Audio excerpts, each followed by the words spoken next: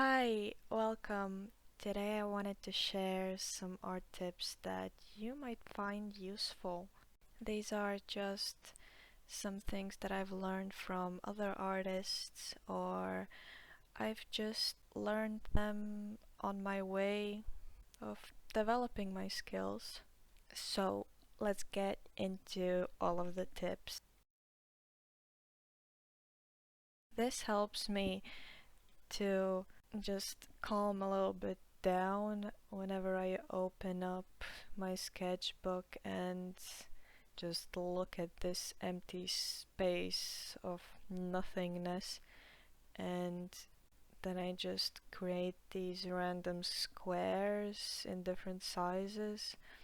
So I have just smaller areas to fill in and work on, so I don't really have to think of how to fill up this whole blank canvas. Sometimes it just feels much better to work on a smaller thing. I guess that could also be a tip. Just work on a little small sketch or a drawing. You don't have to go for a whole A4 sized drawing. Yeah, also, it makes a pretty beautiful collection of small drawings or sketches. I love how they look. There are so many things you can do with all of those small squares. You can make them long or like very small, or have like you can work around it. It's a pretty creative process. Even just to start drawing all of your squares on the paper, you can just mix them up however you want them to be.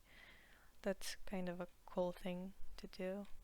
I usually fill those squares up with different pictures from Pinterest, make them how I would like them to look. I think I've heard this so many times from other artists, but it's true. You have to experiment because it gets overwhelming when you just do one type of medium. For example, I do these black and white drawings. Sometimes I get overwhelmed from doing them and I have no idea what to do. There's just nothing coming to my head. So I take a different medium and let's say painting, or what I love to do is collages. It's just something different, so I do those. Like you don't have to do specific things. I mean, if you're very fancy, you can make carpets, like from TikTok, those videos, those satisfying ones. If you're feeling fancy, you can do that. But I'm not that fancy, so I stick with my collages and painting. These different mediums just add to variety of skills that you can have. Maybe you can even at some point mix two or three different mediums together and create a whole new other piece. It's not just about uh, being overwhelmed. It can be useful to know more different things about different art styles and mediums.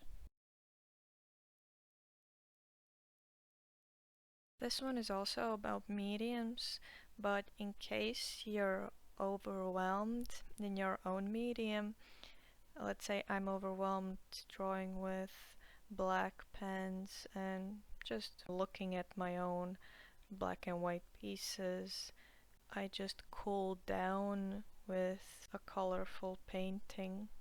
Usually I may feel overwhelmed, but I know that I want to create more stuff, so I just change it up a bit.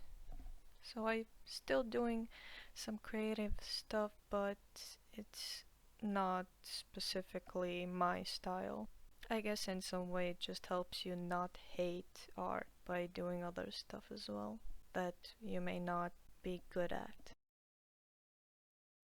This is one of the things I've learned only recently, because I watched a lot of art YouTube and a lot of them drew a lot of thumbnails. And this one artist, I don't remember which one, but one of them said it as a tip to draw more thumbnails because it can come in handy later when you struggle with coming up with ideas. So you already have some ideas, they are just somewhere in your sketchbook in a form of a thumbnail. So there is no need to think of some new thing. I really recommend drawing more with a pen or drawing with a pencil but without erasing because it just helps you see where you have to improve your skills. Usually when I erase a lot and try to make the sketch look like it's perfect, I know that when I did try to make sketches look perfect and erased all these small mistakes that could have really helped me understand where where I could improve. It pretty much didn't help me in any way to build my skills. So the sketches didn't really look like sketches. They looked like perfect end pieces and there was nothing I could learn from it. So I just decided to just sketch and it doesn't matter what kind of mistakes I make or if there's an eye wrongly shaped or hand doesn't look great or a window is not supposed to be there, I just leave it there because I know what I have to work on later. This is, I think, pretty important because not everybody can afford the most expensive and the best art supplies. So you can just work with what you have. Usually I take some pretty cheap gouache or I find brushes that can somewhat do the job or I take pens and markers that I think will do it. I don't want to spend euros upon euros for a pen or a marker. It just, right now, I don't really feel like doing that. Maybe someday. Pretty much, I use my local art store, and there aren't like very expensive things for art, but I find what I need to make things. If you feel like spending all the money on very expensive art supplies, you can do that, but it's not something that will make you a better artist.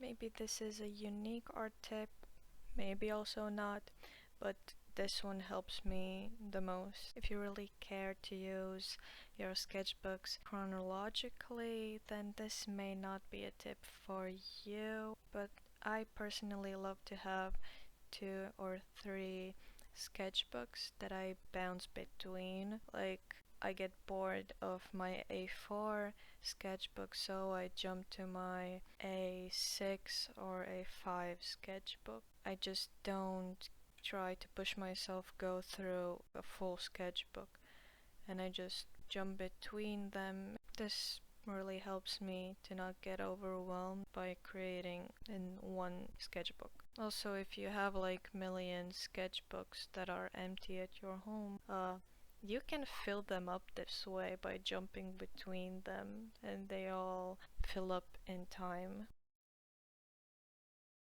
This one is pretty important to your arms slash also hands health is to use your full arm when you're drawing. It really does save your wrist from having unnecessary pressure on it. It's not very enjoyable when you have to finish a piece but your wrist hurts pretty damn badly. And of course, doing some exercises for your wrists, I guess, so that the muscles there or whatever the biology is, it's more flexible, I guess. And also giving a break to your wrist. And arms is important, but sometimes we don't do that, but we should. Last but not least are role models. I mean, you can find just one artist that you really like, whose style and maybe work ethic or anything really. I personally found some specific artists that do the type of art that I would love to do in the future. I would love to have such skill and creativity that these specific artists have, and also how far they've come to be where they are now. I'll add some of my favorite artists here. I used to think that I don't need a role model artist. Actually, it's nice to see that somebody is living the thing that you want to live and that it is possible to get there. It's not something unachievable. I would also really love to know your favorite artists. If you really feel like sharing, you can tell me that in the comments. And if you made it this far, thank you for your company. And if you really want to see more of what I do, there's everything down below. And thank you for watching.